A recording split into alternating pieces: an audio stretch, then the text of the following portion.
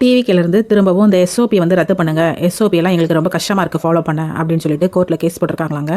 எல்லா கட்சியுமே அதே எஸ்ஓபி கீழே தான் பொதுக்கூட்டமும் ரோட் ரேலியும் பண்ணிக்கிட்டு இருக்காங்க. ஸோ இவங்களால தான் பண்ண முடியல அப்படின்னு சொல்லி சொல்கிறாங்க. அப்படி அந்த எஸ்ஓபியில் என்ன தான் இருக்குது அப்படின்னு சொல்லி பார்த்தோன்னா, ஒரு பொதுக்கூட்டமோ இல்லை ரோட் ரேலியோ நடக்குதுன்னா ஒரு 10லேருந்து குறைஞ்சது 10லேருந்து 30 நாளுக்கு முன்னாடியே அவங்க என்ன பண்ணணும்னா அதுக்கான பெர்மிஷனுக்கான லெட்டர் கொடுக்கணும். ஒரு ஏரியாவில் எப்போவுமே நடக்கக்கூடிய இடத்துல தான் அந்த பொதுக்கூட்டம் நடக்க போகுதுன்னா ஒரு 15 டேஸ்க்கு முன்னாடி கொடுத்தா போதும். இதுவே ஒரு புது இடத்த இவங்க செலக்ட் பண்ணுறாங்க, இந்த இடத்துல தான் எனக்கு நான் நடத்துவேன் அப்படின்னு சொல்லி சொன்னாங்கன்னா ஒரு 30 டேஸ்க்கு முன்னாடியே கொடுக்கணும்.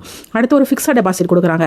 அதாவது எவ்வளோ தொண்டர்கள் வர்றாங்க அப்படிங்கிறத பொறுத்து ஒரு ஃபிக்ஸட் டெபாசிட் இருக்குது. அது ஒரு 3 lakhsலேருந்து 20 lakhs வரைக்கும் இருக்குது. இந்த ஃபிக்ஸட் டெபாசிட் வந்து ரீஃபண்டபிள் தான். எதுக்கு இந்த ஃபிக்ஸட் டெபாசிட் வாங்குறாங்க அப்படின்னு சொல்லி பார்த்தீங்கன்னா, இந்த டிவிகே மாதிரி தொண்டர்கள்லாம் வராங்க இல்லையா, இவங்க வந்து என்ன பண்ணுறாங்க, ரோட்டில் இருக்க ப்ரைவேட் ப்ராப்பர்ட்டிலேருந்து பப்ளிக் ப்ராப்பர்ட்டி வரைக்கும் எல்லாத்தையுமே டேமேஜ் பண்ணிவிட்டு உடச்சி தள்ளிட்டு போயிடுறாங்க. ஸோ அதெல்லாம் யார் சரி பண்ணுவா? அதுங்களுக்குலாம் யார் திரும்ப கொடுக்க முடியும்? கவர்மெண்ட் கொடுக்க முடியாது. ஸோ இந்த ஃபிக்ஸட் டெபாசிட்லேருந்து யாருக்கெல்லாம் நஷ்டம் ஏற்பட்டிருக்கோ அவங்களுக்கு அமௌண்ட்டை கொடுப்பாங்க. எந்த பிரச்சனையும் இல்லை அப்படின்னு சொன்னால் அந்த ஃபிக்ஸட் டெபாசிட்டை ரிட்டர்ன் பண்ணிடுவாங்க. இந்த இடத்துல டிவிக்கு என்ன பண்ணுறாங்கன்னா, 5,000க்கு மேலே தொண்டர்கள் வராங்க அப்படின்னு சொல்லி பார்த்தீங்கன்னா அதுக்கு செக்யூரிட்டி டெபாசிட் அதிகமாக இருக்குது, அவங்களுக்கான ஃபெசிலிட்டிஸ் அதிகமாக பண்ணி தர வேண்டியிருக்கு. இவங்க என்ன பண்ணுறாங்கன்னா, பெர்மிஷன் லெட்டர் கேட்கும் போதே 4,990 பேர் தான் வராங்க அப்படின்னு சொல்லி பொய்யான தகவலை கொடுத்து பெர்மிஷன் கேட்குறாங்க. அப்புறம் எப்படி அவங்களுக்கு பெர்மிஷன் கொடுக்க முடியும்? ஸோ அவங்களோட பெர்மிஷன் லெட்டர் வந்து என்ன செய்யுதுன்னா ரிஜெக்ட் ஆயிருது. அடுத்து பார்த்தீங்கன்னா டைம் ஷெடியூல். இப்போ விஜய் வந்து ஒரு 10 மணிக்கு நான் அந்த இடத்துக்கு வரேன் அப்படின்னு சொல்லி சொல்லியிருந்தாருன்னா அந்த 10 மணிலேருந்து 3 மணி நேரம் தான் அவர் டைம் எடுத்துக்கணும். 10லேருந்து ஒரு 1 o'clock அவர் அந்த இடத்துக்கு வந்திருக்கணும், அந்த பிரச்சாரத்தை முடிச்சிருந்துருக்கணும், அந்த ரோட் ரேலியை முடிச்சிருக்கணும், அந்த இடத்த விட்டு காலி பண்ணியிருக்கணும். ஸோ இந்த டைமை வந்து அவங்க ஃபாலோ பண்ணணும். இன்னொன்று வந்து பார்த்தீங்கன்னா க்ரௌட் மேனேஜ்மெண்ட்.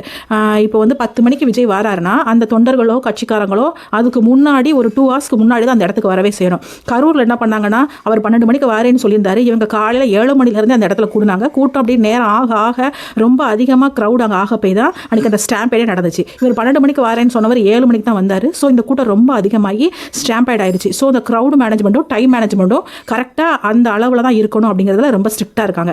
அடுத்து வந்து பார்த்திங்கன்னா பப்ளிக்கு இவங்க அவேர்னஸ் கொடுக்கணும். இந்த டேட்டில் இந்த டைமில் வந்து நாங்கள் வந்து மக்களை பார்க்க வர போகிறோம், பிரச்சாரம் பண்ண போகிறோம் அப்படிங்கிறத பேப்பர்லேயோ நியூஸ்லேயோ அவங்க அட்வர்டைஸ்மெண்ட் கொடுத்து பப்ளிக்கு அவேர்னஸ் கொடுக்கணும். இந்த இடத்துல இந்த டைமில் வந்தால் கூட்டமாக இருக்கும் அப்படிங்கிற ஒரு அவேர்னஸை கொடுக்கணும். அடுத்து வந்து பார்த்திங்கன்னா சிசிடிவிஸ். அவங்க அந்த இடத்துக்கு பிரச்சாரத்துக்கு வராங்கன்னா அந்த இடத்துல அங்கே என்ன நடக்குது அப்படிங்கிறத ஒரு சிசிடிவி ரெக்கார்ட்ஸ் இருக்கணும் அப்படின்னு சொல்லி சொல்கிறாங்க. அடுத்து வாலண்டியர்ஸ் இவங்க தான் ரெடி பண்ணணும். பொதுமக்கள் வந்து அதிகமாக இவங்கள பார்க்க தான் வராங்க. இவங்க வரலைன்னா அந்த இடத்துல பொதுமக்கள் அதிகமாக கூட மாட்டாங்க. ஸோ அந்த மக்களுக்கான பாதுகாப்பையும் அவங்க தான் உறுதிப்படுத்தணும். ரொம்ப முக்கியமானது எமர்ஜென்சிஸ். ஆம்புலன்ஸ் இருக்கணும், எமர்ஜென்சி எக்ஸிட்ஸ் இருக்கணும், அங்கே டாய்லெட் வசதி இருக்கணும், குடிநீர் வசதி இருக்கணும், அடுத்து வந்து ஒரு மெடிக்கல் டீம் இருக்கணும். இது எல்லாமே அந்த கட்சி சார்பாக அரேஞ்ச் பண்ணி வச்சுருக்கணும். இதுதாங்க எஸ்ஓபியில் இருக்கிற கண்டிஷன்ஸ். இந்த கண்டிஷனில் ஏதாவது தப்பாக இருக்குது, ஏதாவது ஃபாலோ பண்ண முடியாமல் இருக்கான்னு கேட்டிங்கன்னா எதுவுமே இல்லை. எல்லாமே மக்களுக்கான பாதுகாப்பும் மக்களுக்கு எந்த பிரச்சனையும் வந்துடக்கூடாது அப்படிங்கிறதுக்காக போடப்பட்ட இந்த எஸ்ஓபிஸ்.